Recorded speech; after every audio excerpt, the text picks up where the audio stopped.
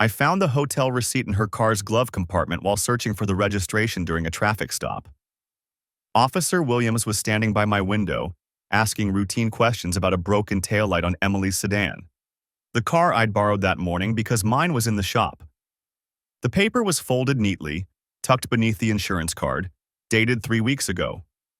Room 447 at the Riverside Inn, 40 miles from our home in suburban Columbus, Ohio. 2-night stay, champagne service. Late checkout.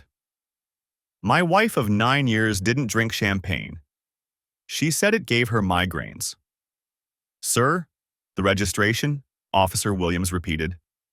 I handed him the documents with shaking hands, the receipt still pinched between my thumb and forefinger.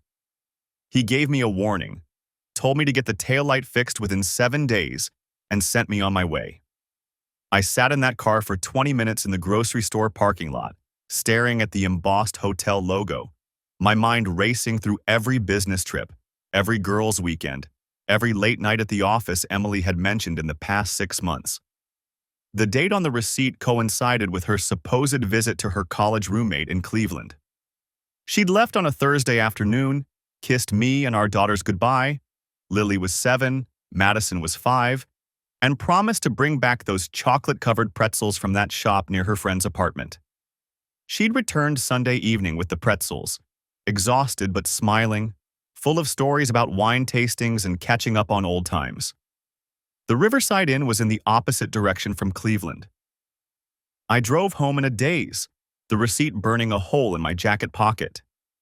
It was Tuesday, mid-October 2019. The leaves were turning brilliant shades of orange and red. Emily was working from home that day. She'd transitioned to a remote position with her marketing firm 6 months earlier, something she'd pushed for aggressively. Said it would give her more time with the girls, more flexibility, more privacy, apparently.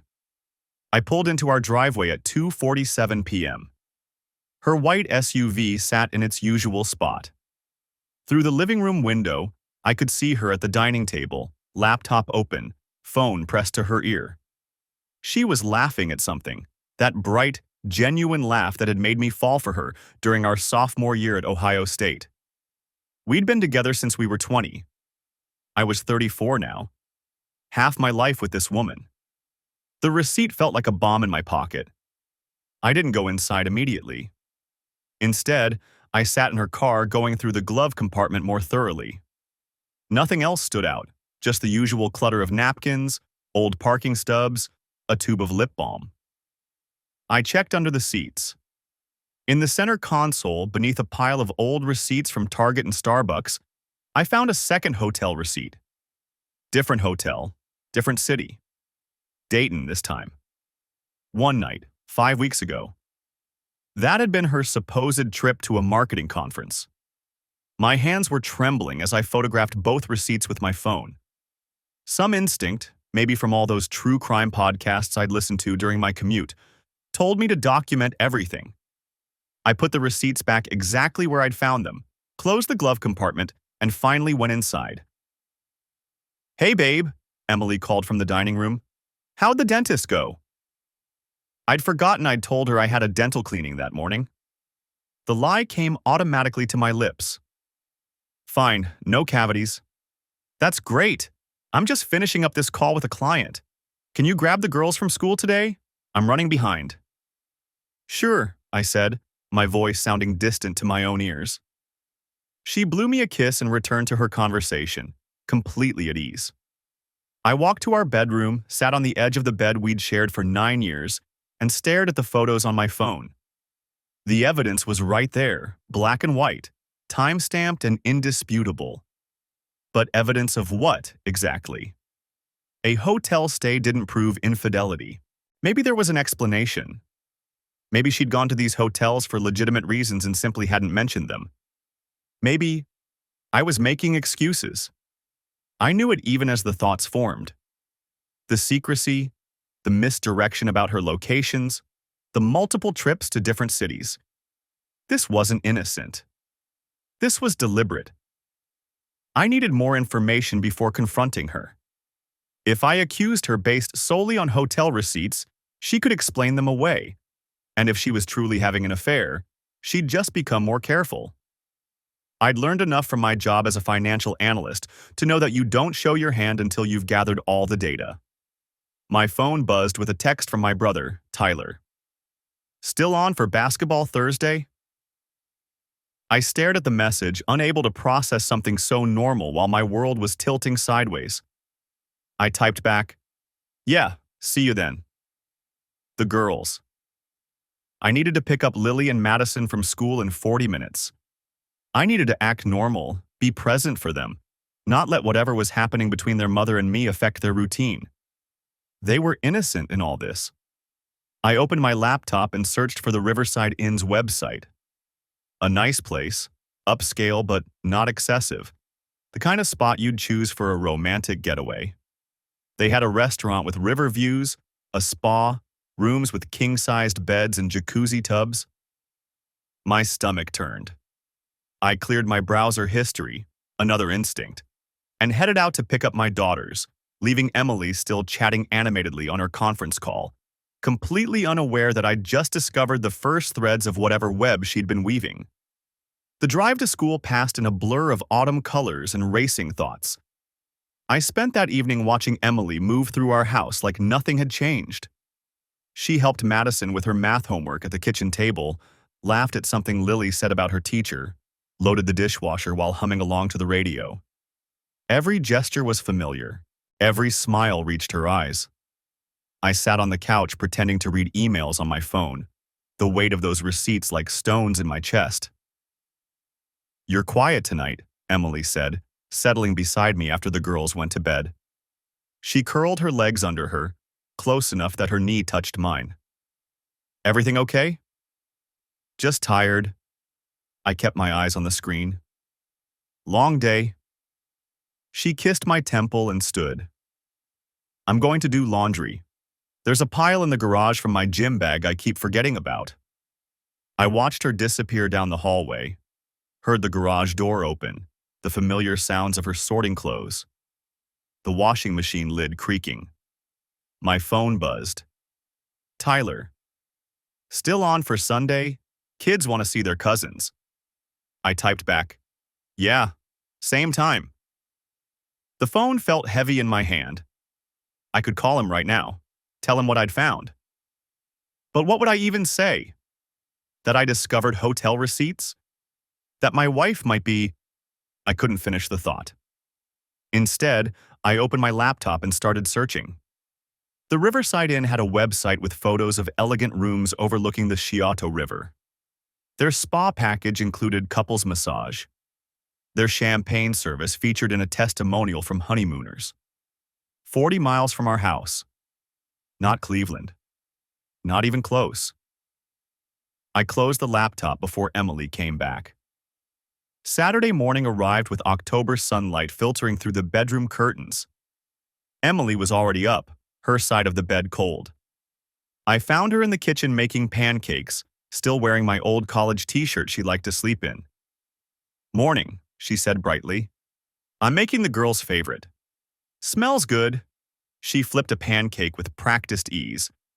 I was thinking, maybe we could all go to that pumpkin patch later? The one with the corn maze?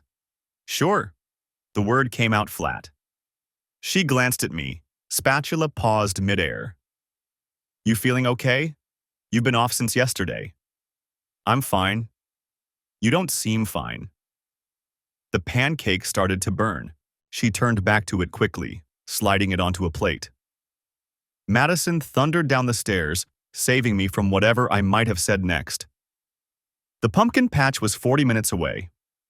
Different direction from the Riverside Inn, but the distance felt significant somehow. 40 miles. Far enough for privacy. Close enough for an afternoon. I pushed Madison on the tire swing while Emily took Lily through the corn maze. Watched them disappear into the tall stalks, Emily's hand on our daughter's shoulder. From here, they looked like any other mother and child. Happy. Normal. My phone buzzed. Unknown number. I almost didn't answer. "Mr. Patterson?" A woman's voice, professional. "This is Jennifer from Riverside Inn. You left a comment card during your recent stay, and we wanted to follow up on your feedback about the champagne service. My stomach dropped. I think you have the wrong... Oh, I apologize. Let me check the name again. Papers rustling. The reservation was under Emily Patterson, October 3rd through 5th. She indicated on the card that she'd like us to contact this number for... What kind of feedback? The words came out harder than I intended. A pause. I'm sorry, sir. If this isn't a good time... What did the card say? Just that she enjoyed the Riverview room and wanted to inquire about booking again for November. She left this callback number specifically. My number. She'd left my phone number on a comment card at a hotel where she'd stayed without telling me. Sir? Don't call again. I hung up. Emily and Lily emerged from the corn maze, both laughing. Emily's cheeks were flushed from the cool air. She looked beautiful. She looked like a stranger. Daddy, Lily ran over. We found the secret exit. Mom knew exactly where to go. That's great, sweetie. Emily approached, studying my face. Who was that? Wrong number. You look upset. I'm not. She didn't believe me. I could see it in the way her smile faltered, the slight crease between her eyebrows. But she didn't push. Just took Madison's hand and suggested we pick out pumpkins. That night, after the girls were asleep, I stood in the garage staring at Emily's gym bag. It sat on the shelf where she always kept it, navy blue with her initials embroidered on the side. A Mother's Day gift from 2 years ago. I'd never looked through it before. Never had a reason to. My hands shook as I pulled it down. The main compartment held her workout clothes, neatly folded.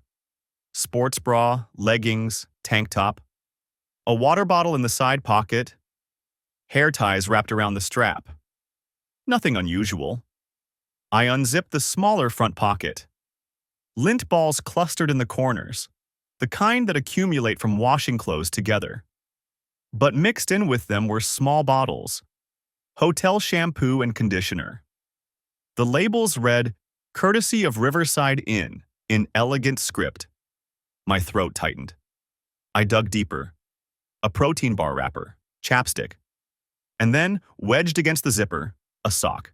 A men's sock. Navy blue with gray stripes, size large. Not mine.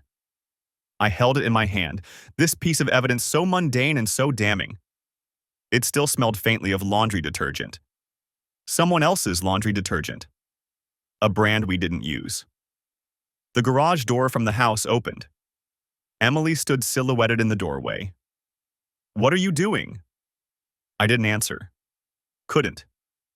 She stepped into the garage, her expression shifting from confusion to something else. Something that looked almost like fear. Is that my gym bag? I held up the sock. Whose is this? I don't... She stopped, swallowed. I don't know.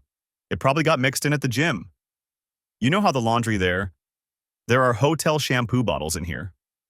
My voice was steady. Too steady. From the Riverside Inn. The color drained from her face. I can explain. You were in Cleveland, visiting Sarah from college. I pulled out one of the bottles. Except the Riverside Inn is 40 miles south of here, and they called today. About a comment card you left, with my phone number. She opened her mouth, closed it. Her hands twisted together. How long? I asked. It's not what you think. How long? Please, just let me... I stuffed the sock in her hand. Try again, without lying this time. She stared at the sock like it was something alive. Something dangerous. 6 months, she whispered. The number hit me like a physical blow. 6 months. Half a year of lies. Of hotel rooms and secret phone calls and coming home to smile at our daughters like nothing was wrong. Who is he? It doesn't matter. Who is he? My voice echoed in the garage. Somewhere in the house, a floorboard creaked. One of the girls stirring. Emily's face crumpled. Someone from work, the remote team. We met at a conference last spring and it just happened. I never meant for it to. To what? To keep happening for 6 months? To leave comment cards asking to book the same hotel again? I was going to end it. I swear, I was going to. You put my phone number on that card. She blinked. What? The hotel. They called my number because that's what you wrote on the comment card. Why would you do that? Confusion crossed her face, genuine this time. I didn't. I wouldn't. They said Emily Patterson left this number specifically. She shook her head slowly. I never filled out a comment card. I wouldn't be that stupid. We stared at each other across the garage, the gym bag between us like evidence at a crime scene. The sock still clutched in her hand. Those little hotel bottles scattered on the concrete floor where I'd dropped them. I don't believe you, I said. I'm telling the truth about that. I don't know why they'd call, but I never. Get out. What? Out of the garage. I can't. My voice broke. I can't look at you right now. She didn't move. Get out. She fled. The door slammed behind her. I stood alone among the evidence of her betrayal, holding her gym bag and shaking hands. The sock lay on the floor where she'd dropped it. Navy blue with gray stripes. Someone else's sock in my wife's gym bag.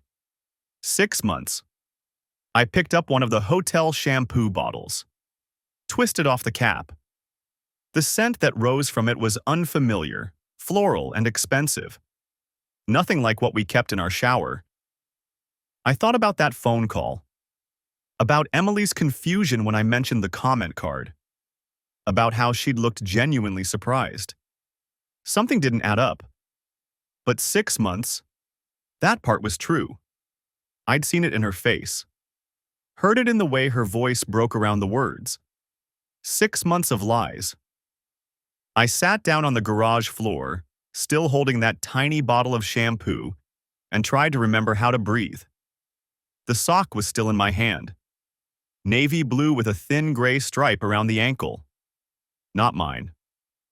I'd been staring at it for God knows how long while Emily stood in the garage doorway, her confession hanging in the air between us. 6 months, I repeated. My voice sounded distant, like it was coming from underwater. She wrapped her arms around herself. I'm sorry, I didn't. It just happened. That phrase. It just happened. Like an affair was weather, something that rolled in without anyone's participation or choice. With who? Does it matter? Yes. I looked up from the sock. It matters. She hesitated then. Derek. From the Portland office. He's been traveling to Miami for quarterly reviews. Miami. Where she'd gone twice in the past 6 months for team meetings. I'd helped her pack both times, kissed her goodbye at the airport, texted her to have a safe flight. The sock, I said. You brought his sock home in your gym bag. Emily glanced at it, and something flickered across her face. Confusion, maybe, or disgust. I don't know how that got there. We never, she stopped. I'm always careful. Careful. The word tasted bitter. You were careful. I know how that sounds. I turned the sock inside out. There was a small tag sewn into the toe. Riverside Inn and Spa. Complimentary guest socks, the kind hotels leave in bathrooms for people who forget to pack them. You said you were in Cleveland, I said. That weekend in August. I know. The Riverside Inn is 40 miles from here, in the opposite direction. Emily's face went pale. How did you? I found the receipt. Weeks ago. I dropped the sock on the workbench. And the one from Dayton, and the hotel shampoo bottles in your gym bag, and now this. She leaned against the doorframe like her legs might give out. You've known for weeks? I wanted to be sure. Sure of what? You had receipts, I wanted to see if you'd tell me. My hands were shaking. I shoved them in my pockets. I kept waiting for you to come clean. to look me in the eye and tell me the truth. I couldn't. But you could lie to my face every single day. Emily's eyes filled with tears. It wasn't like that. Then what was it like, Emily? Explain it to me. Because from where I'm standing, you spent 6 months screwing someone else and lying about it. You used our daughters as cover. Oh, I need to leave early for my flight. Can you handle morning drop-off? You made me complicit in my own betrayal. I never meant. The hotel called, I said. 4 days ago. Said you'd left a comment card asking them to call about booking another visit. They called my number. Her expression shifted from guilt to confusion. What? The Riverside Inn. They said Emily Patterson left a comment card with my phone number as the callback contact. That's impossible. That's what I thought too. But they called. I have the voicemail. Emily shook her head. I never filled out a comment card. Why would I? And why would I leave your number? You tell me. I'm telling you I didn't. I wouldn't. That makes no sense. I studied her face. She looked genuinely baffled, the same way she'd looked when I'd asked about it obliquely a few days ago. But then, she'd also looked genuinely happy every time she'd lied about Cleveland and Dayton and team meetings. Maybe Derek filled it out, I said. Derek doesn't know our home number. He doesn't even know I'm married. That hit like a fist to the stomach. He doesn't know. Emily looked away. I don't wear my ring when I travel. I glanced down at my own wedding band. Gold, simple, engraved with our wedding date. I'd worn it every day for 9 years, never taken it off except to have it cleaned. Jesus Christ, Emily. I'm sorry. Stop saying that. I moved past her into the house. She followed me through the mudroom into the kitchen, where the morning's breakfast dishes still sat in the sink. Normal. Everything looks so goddamn normal. What are you going to do? She asked quietly. I turned to face her. What am I going to do? Are we? I don't know. The honest answer. I hadn't let myself think that far ahead. I need time. Okay. I'm taking the girls to my brother's tonight. Tell them whatever you want. Work trip, I don't care. But I need space to think.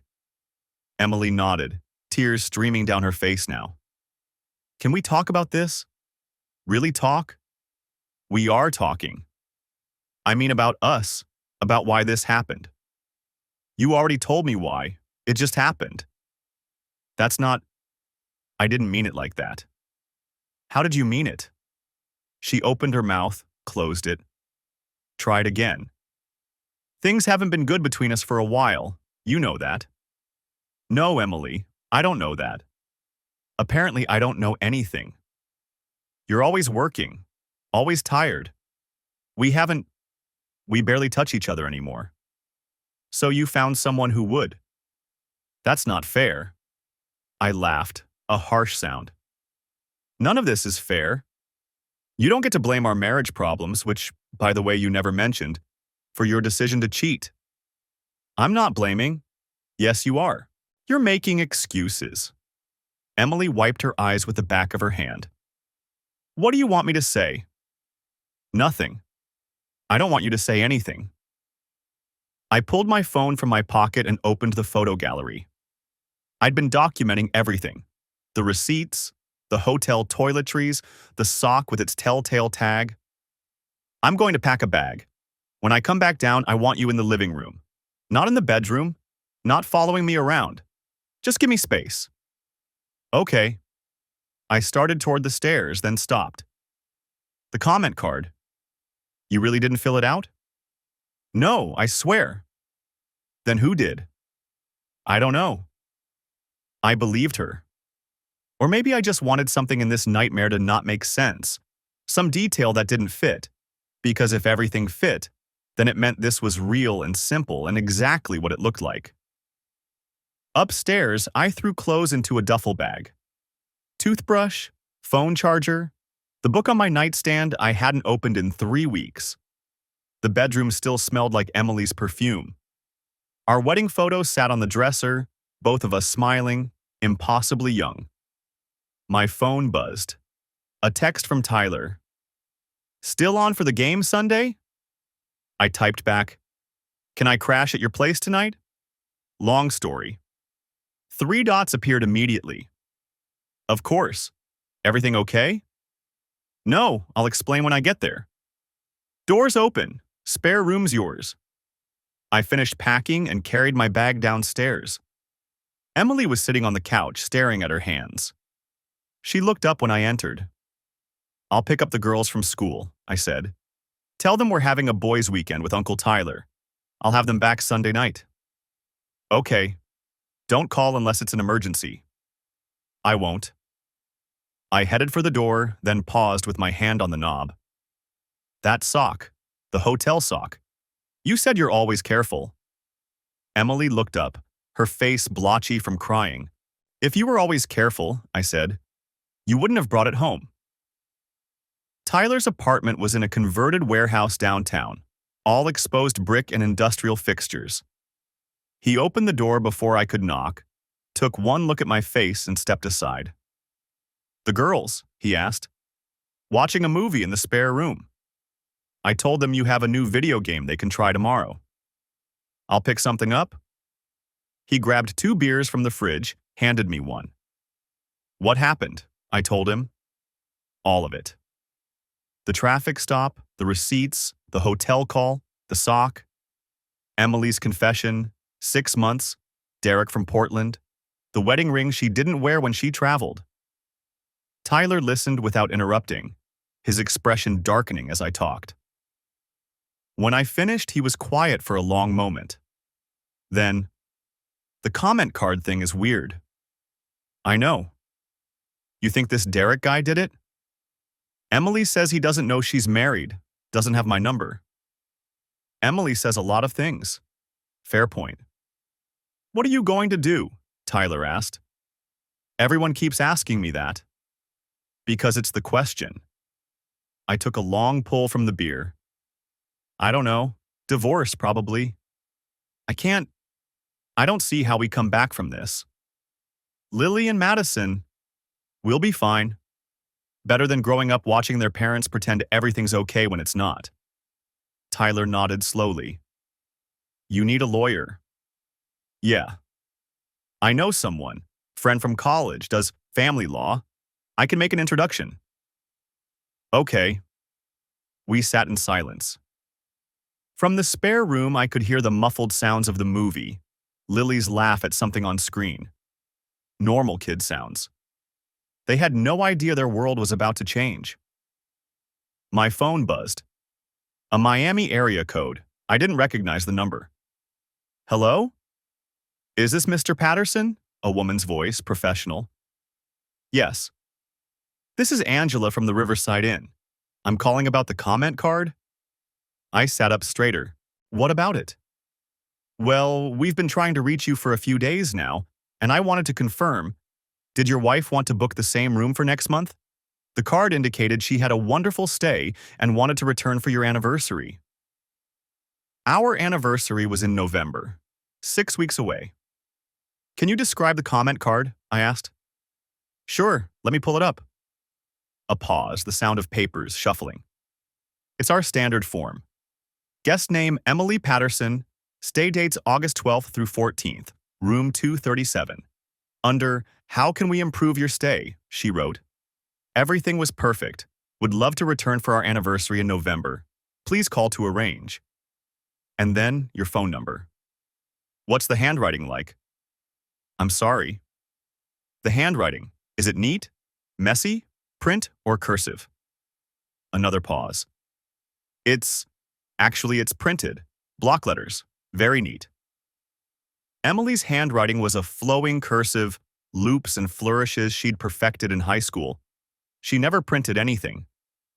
"Can you email me a photo of that card?" I asked. "I'm not sure that's—" "Please, it's important." "Hold on." More rustling. "Okay, what's your email?" I gave it to her. 30 seconds later, my phone chimed.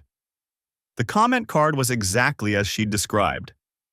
Emily's name, the dates, room 237. And at the bottom, in careful block letters, everything was perfect. Would love to return for our anniversary in November.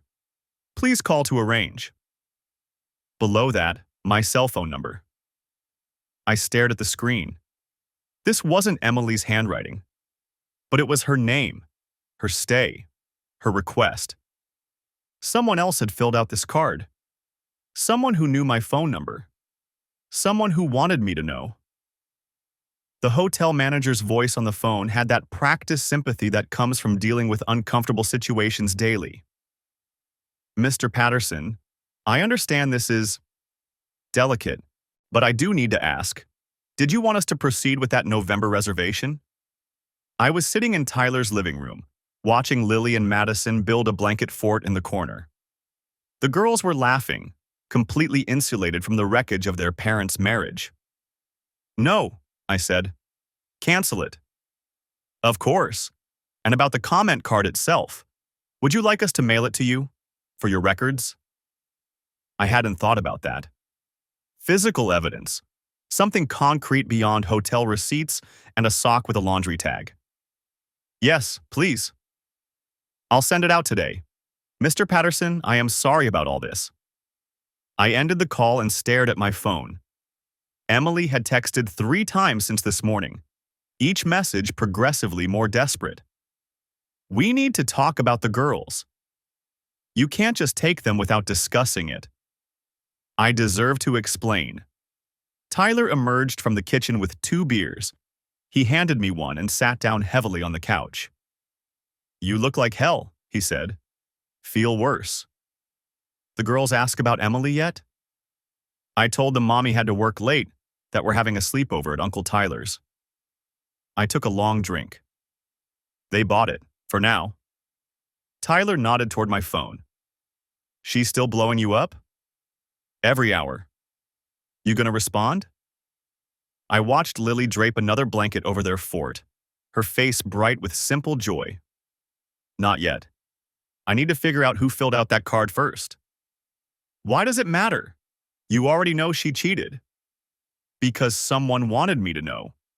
Someone went to the trouble of filling out a comment card in handwriting that wasn't Emily's, using my phone number, requesting the exact room she'd used for her affair.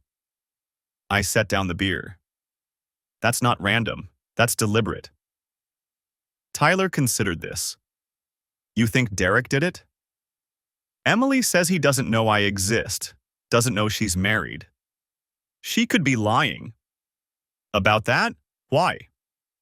I shook my head. No, whoever did this knows Emily, knows me, and knows enough about the affair to reference specific details. My phone buzzed again. Not Emily this time, an unknown number. Mr. Patterson, this is Janet from Riverside Inn front desk. I found something else you should know about. Can you call me? I dialed immediately. Mr. Patterson, thank you for calling back. Janet's voice was lower now, more cautious. I was going through our records after we spoke earlier. The comment card wasn't the only unusual thing about your wife's stay. What do you mean? She checked in under her own name, Emily Patterson. But the credit card on file was different. My stomach dropped. Different how? The name on the card was Derek Hoffman, Portland, Oregon billing address. So he did pay. Emily had told the truth about that part at least. But here's the thing, Janet continued. When I pulled the reservation details, I noticed the room was actually booked by a third party, through our website, 2 weeks before the stay. The reservation name was, let me check, Cynthia Martinez. Who the hell is Cynthia Martinez? I have no idea, but she's the one who made the booking, paid a $50 deposit, specified the Riverview room, requested champagne and chocolate-covered pretzels. Then when your wife checked in, Mr. Hoffman's card was used for the actual charges. I stood up, moving away from the girls. Do you have contact information for Cynthia Martinez? Just an email. Looks like a burner account, one of those temporary email services. Can you send me the reservation details? Everything you have? I'll email them now. I hung up and immediately called Emily. She answered on the first ring. Finally, we need to... Who's Cynthia Martinez? Silence. Emily. Who is Cynthia Martinez? I don't know anyone by that name. She booked your hotel room 2 weeks before you stayed there. That's impossible. Derek booked the room. He told me he'd handle it. Derek paid for it, but someone named Cynthia Martinez made the reservation, specified the room, ordered the champagne and pretzels. More silence. I could hear her breathing. This doesn't make sense, she finally said. Why would Derek use someone else to book it? Call him. Ask him. I can't just... Emily, someone is playing games here. Someone who knows way too much about your affair. So either you call Derek and find out what's going on, or I start assuming you're lying about everything. Fine, I'll call him. She hung up. Tyler was watching me from the couch. What now? Now we wait. My email pinged. Janet's message with the reservation details. I opened the attachment and studied it carefully. The booking had been made on September 28th at 11:47 p.m. Room 307, Riverview, King Bed. Special requests: champagne, chocolate-covered pretzels, late checkout. Deposit paid via credit card. The last 4 digits were 4829. I pulled up my banking app and checked Emily's credit card. Last 4 digits, 6193. My card, 7742. So Cynthia Martinez, whoever she was, had used her own card to secure the reservation. My phone rang. Emily. I talked to Derek. And? He says he didn't use anyone named Cynthia. He booked the room himself directly through the hotel website. He has the confirmation email to prove it. What's the date on his confirmation? I heard her typing. October 10th, 2 days before the stay. The first reservation was made September 28th, 2 weeks earlier. Then there were 2 reservations? I pulled up the hotel details again. No, just one. Room 307. But the original booking was under Cynthia Martinez's name, and then sometime between September 28th and October 10th, it got transferred, modified. I don't know the hotel system well enough. This is insane, Emily said. Why would someone do this? That's what I'm trying to figure out. I paused. Emily, who knew about the affair? No one. I didn't tell anyone. What about Derek? Did he tell anyone? I don't think so. He was paranoid about work finding out. Think harder. Anyone you might have mentioned it to. Anyone who might have suspected. She was quiet for a long moment. There was... No, it's probably nothing. What? My gym friend, Nicole. She made a comment a few weeks ago. Something about me seeming happier lately, asking if I'd met someone. What did you tell her? I laughed it off. Said I'd just been sleeping better. Does Nicole know my phone number? I mean, we've texted about gym class schedules. She might have it in her phone from a group chat. I felt something click into place. What's Nicole's last name? Brennan. Nicole Brennan. But she wouldn't... Does she have dark hair? Drives a gray Honda? Yes, but how do you... I remembered now. 2 months ago, Emily had invited some gym friends over for wine. I'd been in the garage, organizing tools, but I'd come in briefly to grab a beer. There'd been 3 women in the kitchen. Emily had introduced them quickly. Nicole, someone else whose name I'd forgotten, and a third woman who'd been looking at the photos on our refrigerator. Family photos, including one with our anniversary date written on it in Emily's handwriting. I need Nicole's phone number, I said. Why? Just send it to me.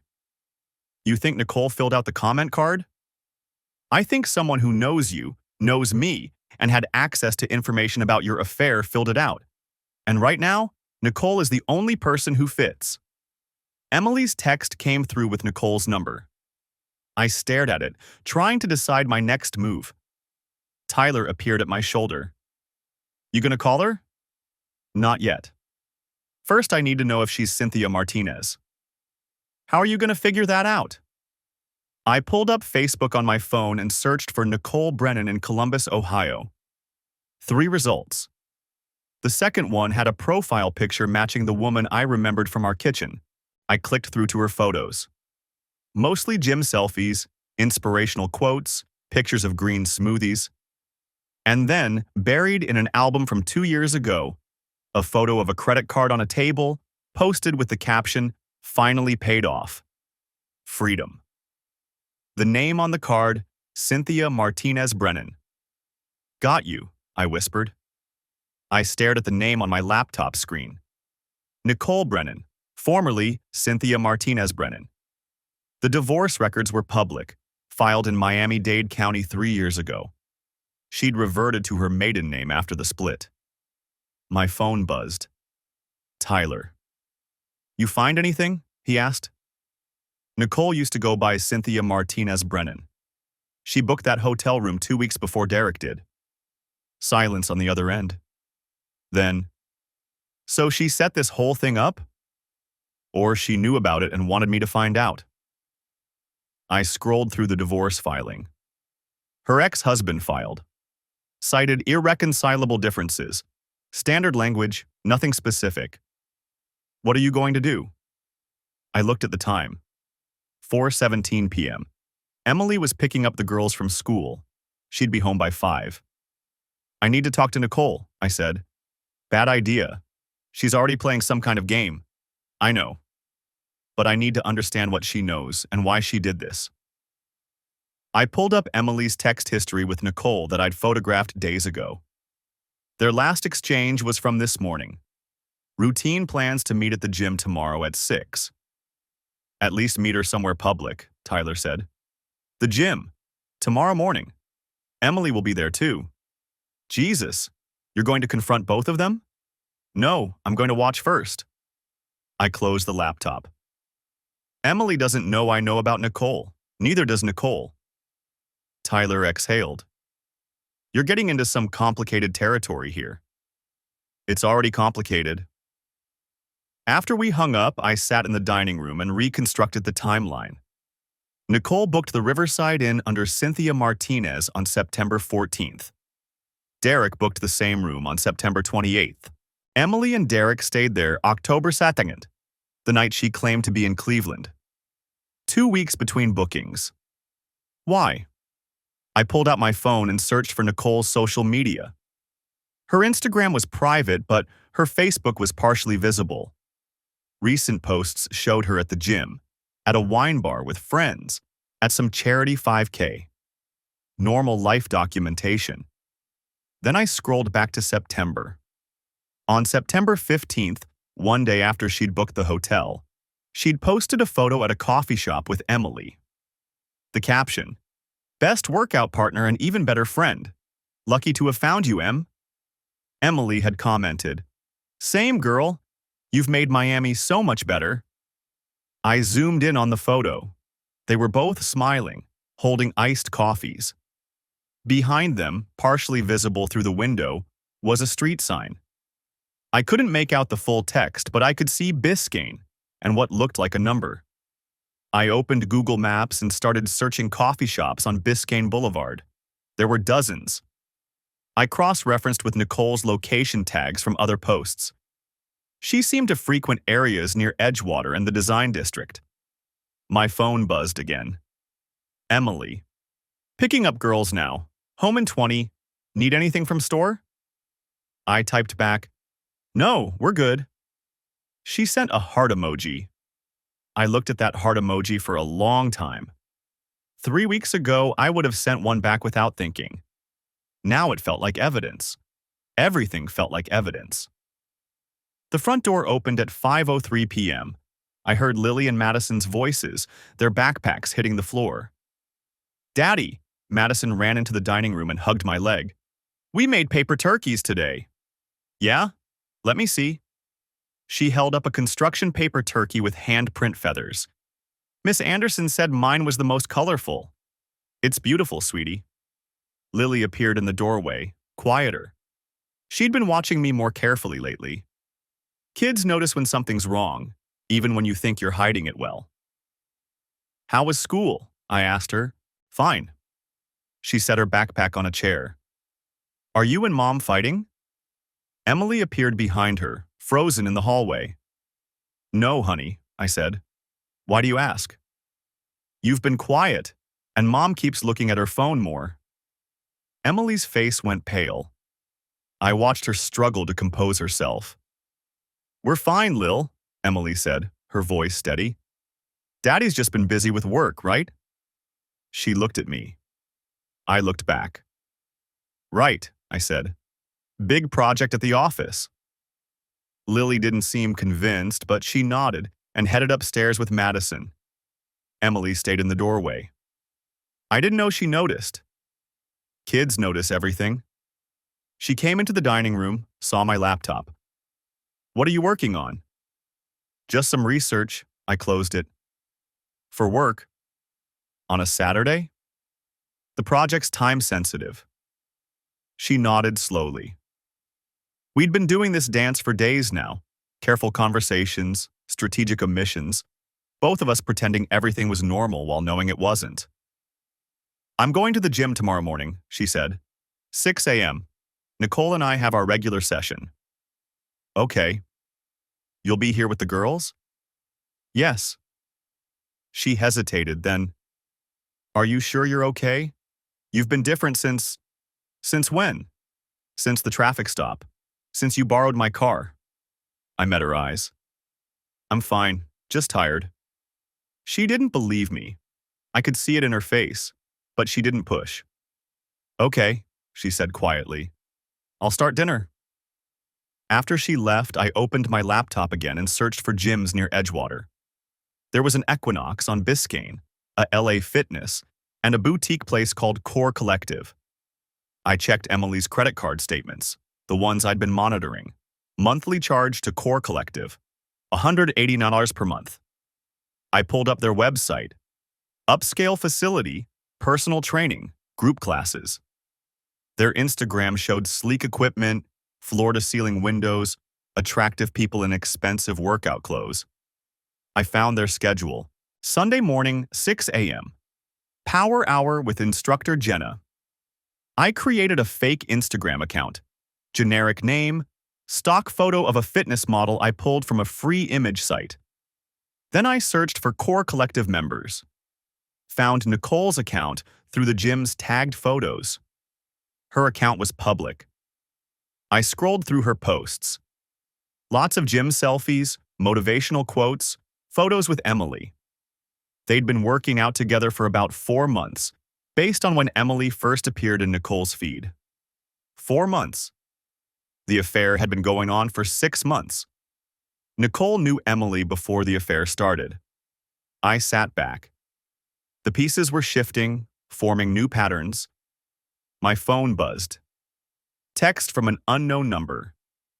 Mr. Patterson, this is Officer Williams. I wanted to follow up on that taillight situation. Did you get it fixed? I stared at the message. The traffic stop felt like years ago, not weeks. I typed back, Yes, thanks for checking. Good. Also wanted to let you know, I ran into something odd. That comment card from Riverside Inn? The handwriting analysis came back. My heart rate spiked. Handwriting analysis? Yeah, I was curious after our conversation. Had a buddy in forensics take a look. The handwriting on the card doesn't match your wife's signature from her driver's license. Similar, but different enough to notice. Thought you should know. I read the message 3 times. Who else would have access to write it? I typed. That's the question. Someone who knew enough details to make it convincing. Someone who wanted you to find out. Any ideas? I thought about Nicole, about her booking the hotel room 2 weeks early, about the comment card appearing on my phone, about her friendship with Emily. Maybe, I typed back. Still investigating. Be careful, Mr. Patterson. This kind of thing. Someone manipulating evidence, setting up discoveries, that's not normal. That's calculated. I know. If you need anything, let me know. Off the record. Thanks. I deleted the conversation and sat in the quiet dining room. Upstairs, I could hear Madison singing. In the kitchen, Emily was chopping vegetables. Normal domestic sounds in a house that had become unfamiliar. Tomorrow morning, I'd go to Core Collective. I'd watch Emily and Nicole work out together. I'd see how they interacted. And maybe I'd understand why Nicole Brennan, formerly Cynthia Martinez Brennan, had orchestrated my discovery of my wife's affair. My phone buzzed one more time. Tyler. Whatever you're planning, don't do it alone. I didn't respond. I was already alone in this. Had been since the moment I found that receipt. The only question now was whether Nicole was trying to help me or destroy us both. The gym's parking lot at 6:47 a.m. held maybe a dozen cars. Emily's white SUV sat 3 spaces from the entrance, next to a silver Honda Accord I didn't recognize. I'd parked across the street at a coffee shop, nursing a black coffee that tasted like burnt regret, watching through the plate glass window. Tyler had wanted to come. I'd told him no. This wasn't a confrontation, not yet. This was reconnaissance. My phone buzzed. A text from Officer Williams. Found something on the Brennan divorce. Call when you can. I pocketed the phone. Whatever he'd found could wait 30 minutes. At 6:52, Emily emerged from the gym entrance, her face flushed from what I assumed was cardio. Nicole walked beside her, blonde ponytail swinging, both of them laughing about something. They stopped near Emily's SUV, and I watched Nicole touch Emily's arm. Casual, friendly. The gesture of someone comfortable. Someone close. They talked for maybe 2 minutes. From this distance, I couldn't read lips, couldn't hear words. But body language spoke volumes. Nicole gestured toward the gym, then pulled out her phone, showing Emily something on the screen. Emily's posture shifted. Her shoulders tensed. Nicole kept talking. Emily shook her head once, then nodded. Nicole hugged her, a quick squeeze, then walked to the silver Accord. I waited until both cars left the parking lot before pulling out. I didn't follow either of them. I already knew where Emily was going, home to shower before the girls woke up. The routine hadn't changed, even if everything else had. Instead, I drove to a park 2 blocks from our house and called Officer Williams. Patterson, he answered on the first ring. You sitting down? I'm in my car. Close enough. I heard papers shuffling. Nicole Brennan's divorce was finalized 18 months ago. Married to Robert Brennan for 6 years, 1 child, a daughter, age 4. Here's where it gets interesting. The divorce petition cited adultery. Robert was having an affair with a coworker named Jennifer Caldwell. I stared at a jogger passing by with a golden retriever. Okay. The affair lasted approximately 7 months before Nicole discovered it. According to the court documents, she found out because Jennifer's husband, also unaware, sent Nicole documentation. Photos, hotel receipts, the works. My coffee had gone cold. Jennifer's husband knew? He'd hired a PI.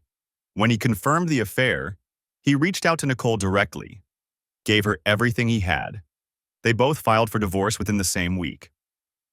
The pieces weren't quite fitting together. So Nicole knows what it's like to be on the receiving end of this. That's one interpretation. Williams paused. The other interpretation is that she knows exactly how effective a strategic reveal can be. Her ex-husband didn't contest the divorce. She got primary custody, the house, and a favorable settlement. All because she had ironclad documentation handed to her by a stranger. I watched the jogger disappear around a bend. You think she's doing the same thing for me. I think she orchestrated your discovery the same way Jennifer Caldwell's husband orchestrated hers. The question is why? You 2 friends? She have some grudge against your wife? I've never met her. Emily only mentioned her a few times. Gym friend. Started going together maybe 8 months ago.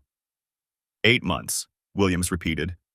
Your wife's affair started 6 months ago, according to her confession. The timeline clicked. Nicole knew before the affair started.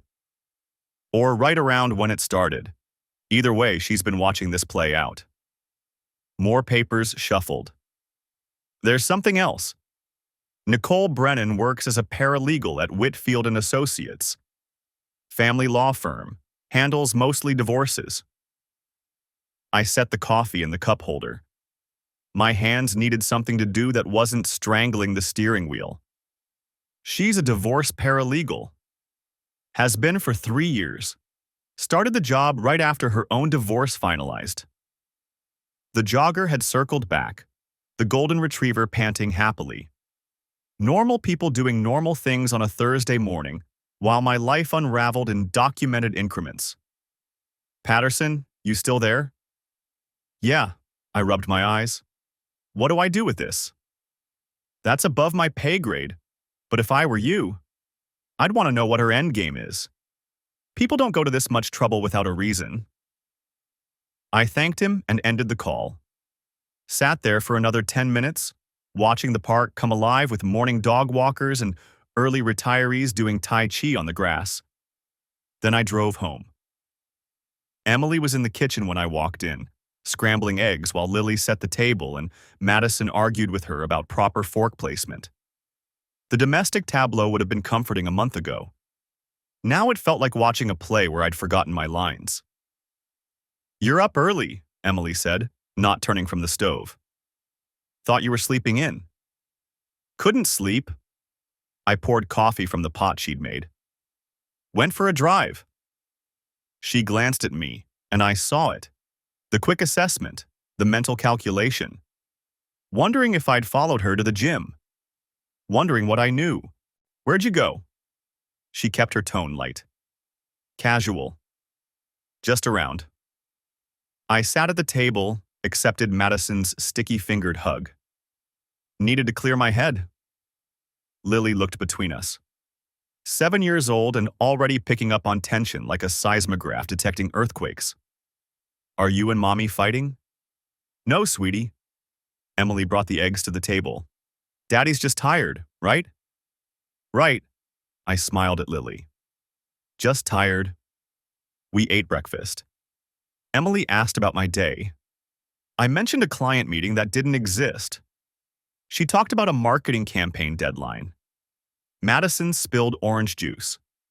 Lily reminded us about her school's fall festival next week. We moved through the routine like dancers who'd memorized the choreography but forgotten why we were performing. After Emily left to take the girls to school, I sat at the dining room table with my laptop and pulled up LinkedIn. Nicole Brennan's profile loaded.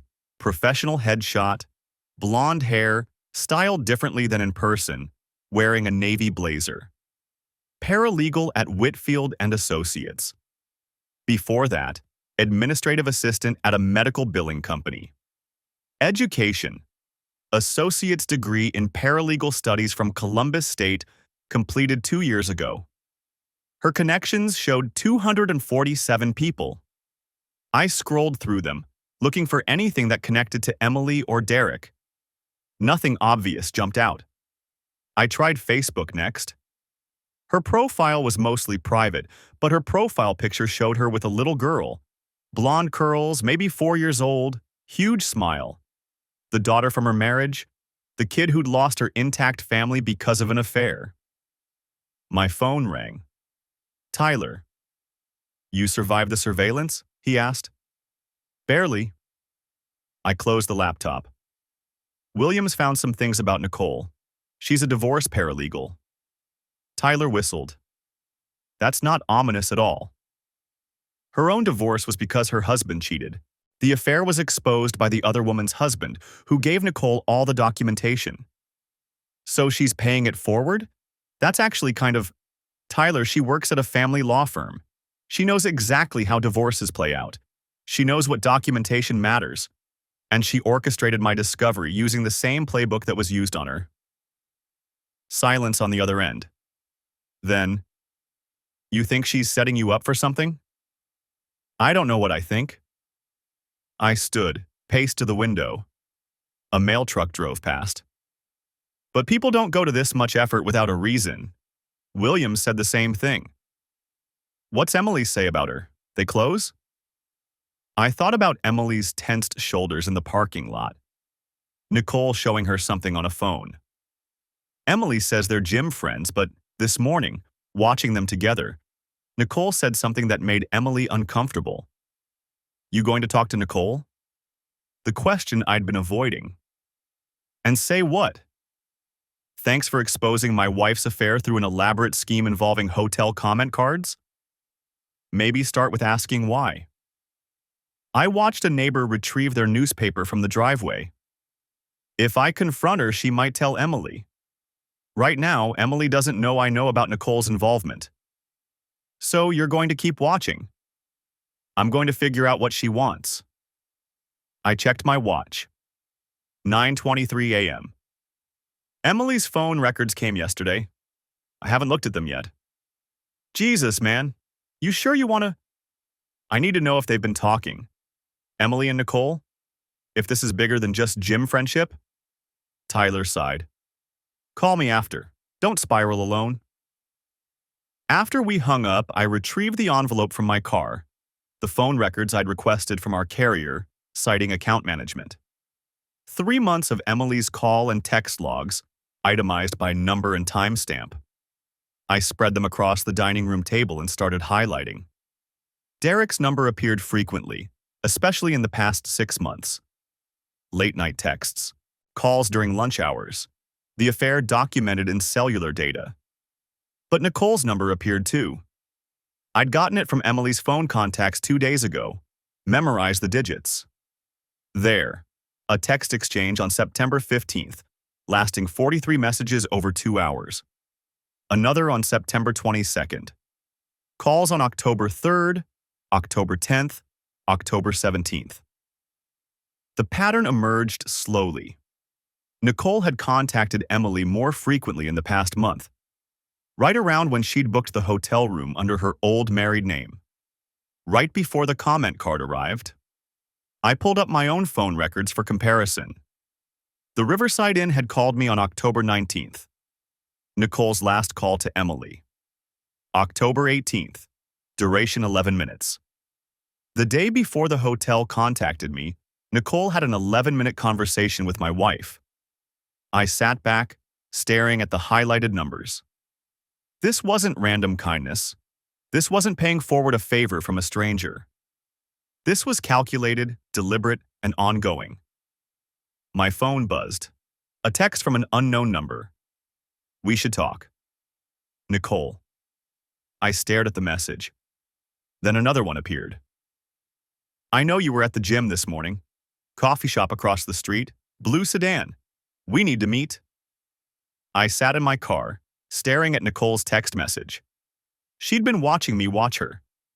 The hunter realizing she'd been hunting another hunter all along. When? I typed back. Today. 2 p.m. Schiller Park, South Entrance. I agreed and spent the next 4 hours alternating between reviewing phone records and watching the clock. At 1:45, I drove to the park, arriving early to scout the location. Nicole was already there, sitting on a bench near the pond, wearing jeans and a gray sweater. No workout clothes. No pretense. I sat down beside her. For a moment, neither of us spoke. How long have you known? She finally asked. That you orchestrated everything? A few days? That Emily was cheating? 3 weeks? Nicole nodded slowly. I filled out that comment card the day after their hotel stay. Used block letters so it wouldn't match her handwriting. Put your number because I knew the hotel would call. Why? She turned to look at me. Her eyes were tired, older than her face. Because nobody told me. When Robert was screwing Jennifer, I had no idea. For 7 months, I packed his lunches, kissed him goodbye, planned our daughter's birthday parties. I was the idiot wife who didn't know. So you decided to spare me that. I decided you deserved the truth. She looked back at the pond. I met Emily at the gym 8 months ago. We became friends. She seemed happy, talked about you and the girls. Then about 4 months in, she started mentioning Derek. Just casual stuff at first. Coworker stories, funny emails. But I recognized the tone, the way her face changed when she said his name. A duck landed on the pond, sending ripples across the surface. I asked her directly if something was happening, Nicole continued. She denied it, but I knew. I'd been her, on the other side of the lie. So I started paying attention. She mentioned the Cleveland trip, but her social media showed her posting from a restaurant with river views, not Cleveland. I reverse image searched the photo. Riverside Inn. You booked the room under your old name. I wanted a paper trail that would lead back to me if anyone looked hard enough.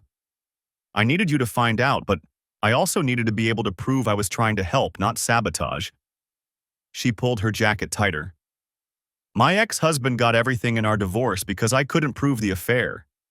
No documentation, no witnesses, just my suspicions and his denials. He got joint custody of our daughter. She spends half her life with the woman he cheated with. The bitterness in her voice was sharp enough to cut. I'm sorry, I said. Don't be sorry. Be smart. She reached into her purse and pulled out a manila folder. I work at a family law firm. I know what you need to protect yourself and your daughters. Hotel receipts, phone records, documented lies about her whereabouts. It's all in here. I took the folder but didn't open it. You could lose your job for this. I copied publicly available information and things Emily told me directly. Nothing illegal. She stood. What you do with it is your choice. But don't be like me. Don't let her control the narrative. Does Emily know you're talking to me? She suspects I know something. This morning at the gym, I told her she should tell you the truth before someone else did. She asked what I meant. I didn't answer. Nicole adjusted her purse strap. I like Emily. Despite everything, she's been a good friend. But I like the truth more. She started to walk away, then paused. One more thing. Derek's married too. His wife doesn't know. Her name is Amanda Hoffman. She works as a nurse in Portland. I thought you should know, in case you want to give her the same courtesy someone should have given me. Then she was gone, walking back toward the parking lot, leaving me alone with the folder and the weight of decisions I wasn't ready to make. I didn't go home immediately. Instead, I drove to Tyler's office downtown and spread the contents of Nicole's folder across his conference room table. Hotel receipts from 4 different stays. Screenshots of text messages between Emily and Derek. Nothing explicitly sexual, but intimate enough. A timeline documenting her claimed locations versus her actual whereabouts. Credit card statements showing charges that contradicted her stories. This is comprehensive, Tyler said, flipping through the pages. Almost too comprehensive. Nicole's a paralegal. She knows what matters in court. You sure you can trust her? This whole thing, her befriending Emily, orchestrating your discovery, it's calculated. I thought about Nicole's face when she mentioned her daughter. She's not trying to hurt me. She's trying to prevent what happened to her. Tyler set down the papers. What are you going to do? The question everyone kept asking. The question I finally had an answer for. I'm going to file for divorce. I'm going to use this documentation to protect my custody of the girls. And then I'm going to tell Amanda Hoffman the truth about her husband. You don't owe Amanda anything. Nicole didn't owe me anything either. I filed for divorce on November 3rd, 2019. Emily's face when I handed her the papers was something I'll never forget. Shock, then anger, then a desperate sadness that might have moved me if I hadn't spent 3 weeks watching her lie. We can fix this, she said. Counseling, therapy, whatever you need. I need you to have been faithful. I need the past 6 months to not have happened. Can you give me that? She couldn't answer. The divorce took 8 months to finalize. Ohio's laws required a waiting period, and Emily initially contested everything: custody, asset division, even the basic facts of her affair. But Nicole's documentation was thorough. My attorney, the one Tyler recommended, presented a timeline so detailed that Emily's lawyer eventually advised her to settle. I got primary custody. Emily got every other weekend and alternating holidays. The house was sold, assets divided. We were civil for the girl's sake, but the warmth we'd shared for 14 years was gone, replaced by the cool efficiency of a business relationship. Derek's wife, Amanda, filed for divorce 2 weeks after I sent her the information Nicole had compiled. She called me once, crying, thanking me. I told her I was sorry. She said she was sorry too. We were both casualties of other people's choices, trying to rebuild from the rubble. Emily moved to a condo near her office. She dated Derek openly for a while, but that relationship ended within 6 months. Apparently, affairs don't translate well into legitimate relationships when the excitement of secrecy is gone. Last I heard, she was seeing someone new. I hoped for her sake she'd learned something. Nicole and I stayed in touch. Not friends exactly, but connected by the strange bond of shared experience. She sent me a card when my divorce finalized. You deserved the truth. I'm glad you got it. 2 years later, I stood in Lily's school gymnasium, watching her perform in the 4th grade talent show. Madison sat beside me, chattering about her own upcoming performance. Emily sat 3 rows back with her new boyfriend, polite and distant. We'd learned to coexist in the overlapping circles of our daughters' lives. Lily finished her piano piece, a simple melody she'd been practicing for weeks, and found me in the crowd. She smiled, and I smiled back. And in that moment, I understood something Nicole had tried to tell me that day in the park. The truth doesn't fix everything. It doesn't erase the hurt or undo the damage. But it gives you solid ground to stand on.